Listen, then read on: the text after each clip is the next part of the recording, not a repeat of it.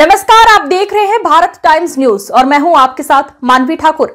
शुरुआत करते हैं आज की खास खबरों के साथ। वाराणसी केदारनाथ घाट पर शंकराचार्य अविमुक्तेश्वरानंद सरस्वती ने पत्रकार वार्ता में बताया, ये सर्वविदित है कि अच्छे कार्य करने वाले का साथ देने पर पुण्य और बुरे कार्य करने वाले का साथ देने पर पाप होता है। शास्त्र भी कहते हैं कि अनुमंता विशस्ता निहंता क्रय विक्रय संस्कृता चपहरता च खादक शेती घात कहा, अर्थात गोहत्या की अनुमति देने वाला, शस्त्र से मांस काटने वाला, मारने वाला, खरीदने वाला, बेचने वाला, पकाने वाला, परोसने वाला और खाने वाले, ये सब घातक है, कसाई है, पापी है। इसी शास्त्र नियम के अनुसार हमने बताया था कि गौहत्या को जारी रखने वाले राजनीतिक दलों और उनके प्रत्याशियों को मतदान करने से गौहत्या का पाप मतदाता को भी लगता है, जबकि गौरक्षा के लिए स्पष्ट उद्घोषणा करने वाले का मतदान से समर्थ करना पुण्य प्राप्त करता है। ये बड़ी प्रसन्नता का विषय है कि महाराष्ट्र की गौभक्त हिंदू जनता ने मतदान से होने वाले पाप पुण्य की बात को समझा और गौभक्त की एकनाथ शिंदे जी को भारी मतों से विजयी बनाया।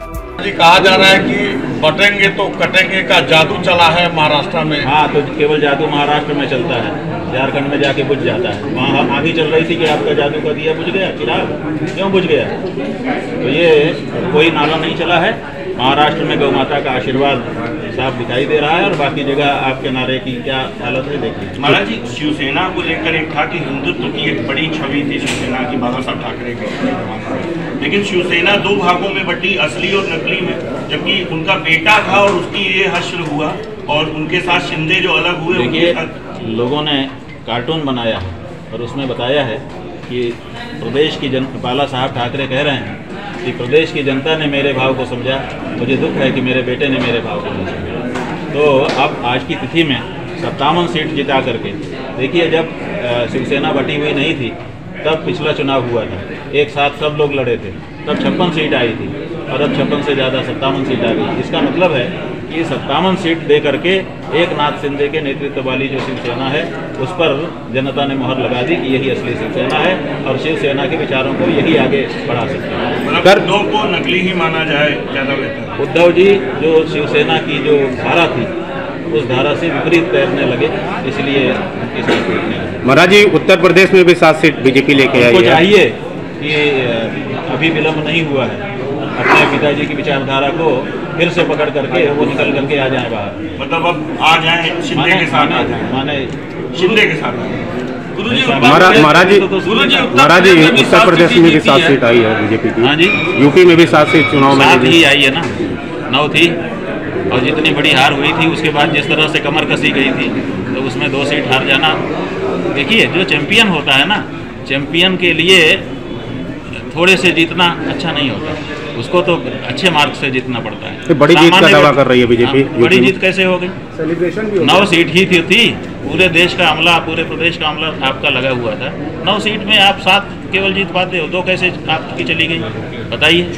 तो आप अगर 9 में से 9 जीतते आपका, हम लोग भी कहते हैं कि भाई कुछ है। अभी हम साफ कहना चाहेंगे कि जब तक गौ माता के बारे में घोषणा नहीं होती है तब तक बीजेपी भी अब पीछे होते हैं लग जाएगी, तो जान लीजिए। यूपी के मुख्यमंत्री अब देश का जो हिंदू है, जो गौभक्त है, जो अच्छे राष्ट्रवादी लोग हैं, वो गाय के लिए वोट करने वाले हैं और सब एक के बाद एक संकल्प लेते चले जा रहे हैं, तो अंतर पड़ेगा। तो योगी जी से योगी जी को चाहिए भाई, कहाँ गौभक्त हैं? उनको गाय को माँ कहने में क्यों शर्म आ रही है? हम यही पूछना चाहते हैं। आप लोग कहते हैं गौभक्त हैं, गौभक्त हैं, तो गाय को पशु क्यों कह रहे हैं? क्यों उस प्रदेश के मुख्यमंत्री बने हुए हैं जिस प्रदेश में पशु सूची में गाय को कहा गया है? पशु सूची से हटवाने में उनको क्या दिक्कत है? आप बताइए ना। आप कहते हैं गौभक्त हैं, गौभक्त हैं, हम कैसे मान लें? हमको प्रमाण तो दो। अगर योगी जी को क्यों देर लग रही है? एकनाथ शिंदे जो काम कर सकता है उस काम को योगी जी को करने में विलम्ब क्यों है? हम योगी जी से कहना चाहेंगे कि विलम्ब मत करिए, गौ माता को राज्य माता घोषित करिए और केंद्र सरकार को कहिए कि गौ माता को राज्य माता लगता है। यूपी के आगे चुनाव में एक बड़ा अंतर दिखाई देगा बीजेपी, बहुत बड़ा। देखिए, यूपी ही नहीं, सभी जगह पे गौभक्त मतदाता संकल्पित हो रहे हैं और बहुत बड़ा परिणाम लेकर के आएंगे। इसलिए ये नहीं देखा जाएगा कि कौन सी पार्टी है, केवल ये देखा जाएगा कि ये गाय के पक्ष में है कि विपक्ष में, ये भाई है कि कसाई है। गुरुजी, आज की सबसे बड़ी घटना है कि संभल में मस्जिद में सर्वे के दौरान पत्थरबाजी हो गई है। वहाँ पे पुलिस को खदेड़ दिया गया, पुलिस वाले पर पत्थरबाजी हो गई है, आगजनी हो गई सर्वे के दौरान, एएसआई सर्वे के दौरान। आखिर क्यों